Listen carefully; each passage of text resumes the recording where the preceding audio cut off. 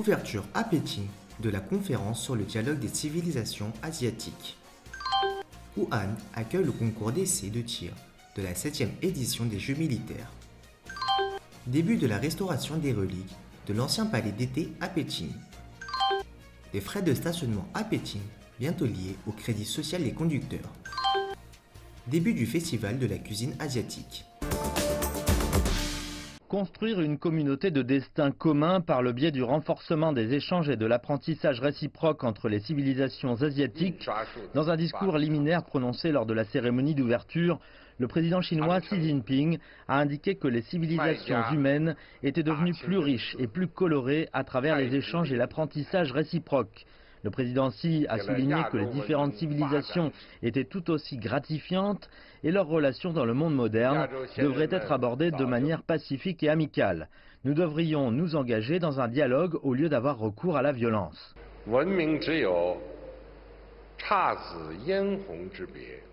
Il n'existe que des cultures différentes. Il n'y a pas de culture supérieure ou de culture inférieure. Ceux qui pensent que leur race ou culture sont meilleures que d'autres et tentent de changer ou de remplacer les autres cultures ont de fausses croyances et sont voués à l'échec. Après des milliers d'années d'évolution, les civilisations asiatiques ont été profondément enracinées dans leurs terres et enrichies par d'autres civilisations à travers la communication. Le président Xi a présenté 4 propositions, y compris se traiter les uns les autres avec respect et égalité, créer un terrain fertile pour l'épanouissement de toutes les cultures, garder l'esprit ouvert et innover pour s'adapter au changement, afin de mieux comprendre la diversité et la durabilité des cultures asiatiques. Il a également indiqué que le développement de la culture chinoise était un bon exemple de communication ouverte entre les différents peuples. La culture chinoise est une composante essentielle des cultures asiatiques. Elle s'est développée avec les principes liés à l'héritage de la tradition, de l'innovation et de l'inclusivité. Le peuple chinois a adopté la philosophie qui est de se lier d'amitié avec nos voisins et d'être en paix avec toutes les autres nations étrangères.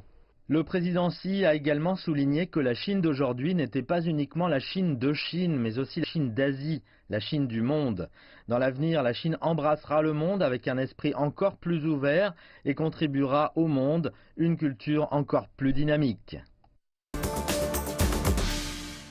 Du 10 au 14 mai, le concours d'essai de tir de la 7e édition des Jeux militaires mondiaux a eu lieu au palais de tir du Parc de la Défense nationale qui vient d'être mis en service. Les 14 groupes venant de toute la Chine ont participé à plus de 30 épreuves de carabines, pistolets et fusils. C'est la première fois que ce nouveau palais de tir est ouvert au public et qu'il fait l'objet d'essais. Ce palais de tir d'une surface bâtie de 52 000 m² et composé de 3 pavillons peut accueillir 2780 spectateurs. C'est le premier palais de tir bénéficiant d'une construction stéréoscopique dans l'histoire des Jeux militaires mondiaux.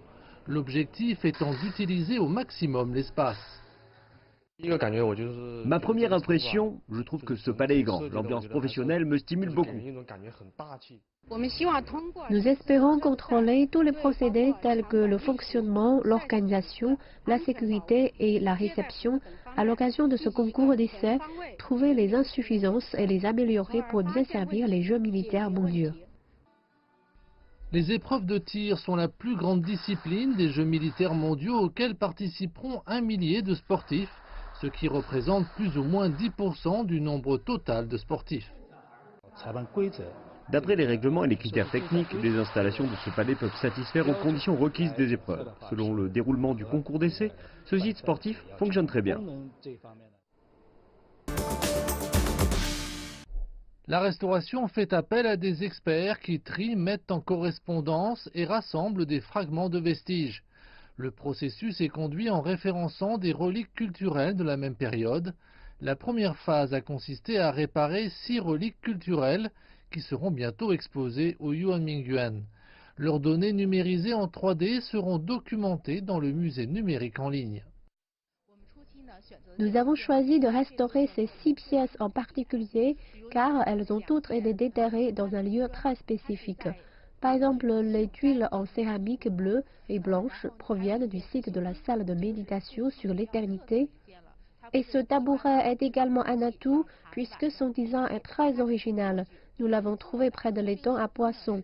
Les autres articles rassemblent des ustensiles quotidiens et des œuvres d'art.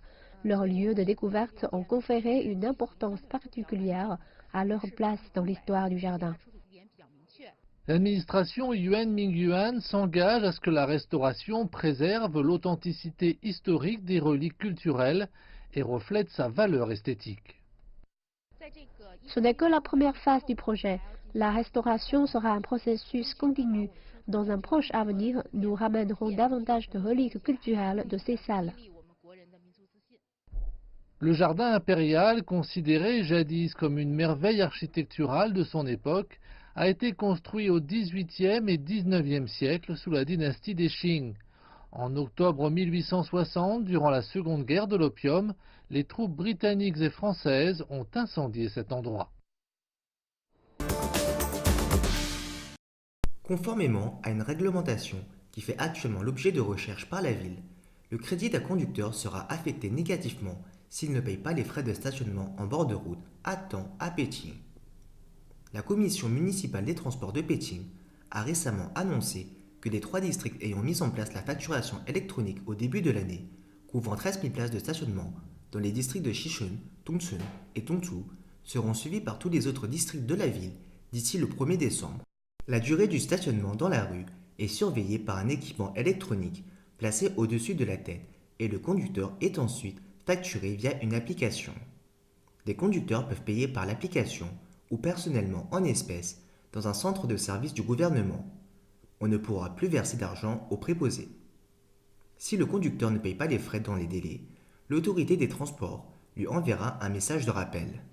En cas de retard supérieur à 30 jours, le conducteur sera passible d'une amende située entre 200 yuan et 1000 yuan.